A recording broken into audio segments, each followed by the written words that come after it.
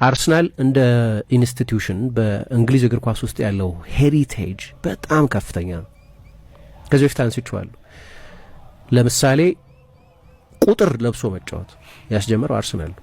8 ቁጥር፣ 7 ቁጥር፣ 3 ቁጥር፣ 6 ቁጥር እንላለን። አርሰናል ነው የጀመረው። የመጀመሪያው ክለብ ይሄ ነው በፉትቦል ታሪክ።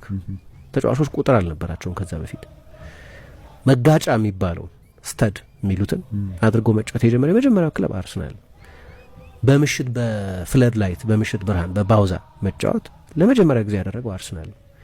የፒኤ ሲስተም ውስጥ ለመጀመሪያ ጊዜ ስቴዲየም ውስጥ ያስገባው ሃይብሪድ ስቴዲየም ውስጥ አርሰናል ነው።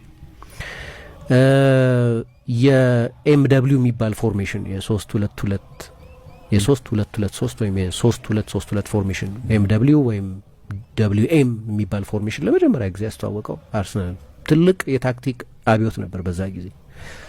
በእግር ኳስ ታሪክ የመጀመሪያ ቴሌቫይዝ የተደረገው ጨዋታ የአርሰናል ጨዋታ ነው። አርሰናል ከኤቨርተን እና ሂስቶሪካል ቡድን በታሪክ ይህን እነዚህ ኦኬ ግዝፈቱን የሚገልጹ ላይሆኑ ይችላሉ፣ ግን በእንግሊዝ እግር ኳስ ታሪክ የመጀመሪያው ሜጀር ሱፐር ፓወር የሚባለው አርሰናል ነው።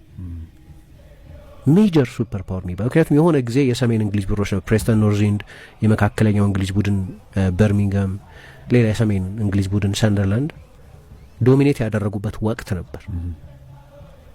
ግን ሰስቴንድ ለሆነ ጊዜ የእንግሊዝ እግር ኳስ ኃይል ሆኖ አሁን ድረስ የቆየ ወርዶ ማያውቅ በዋናው ዲቪዥን መወዳደር ከጀመረበት ጊዜ ጀምሮ አርሰናል።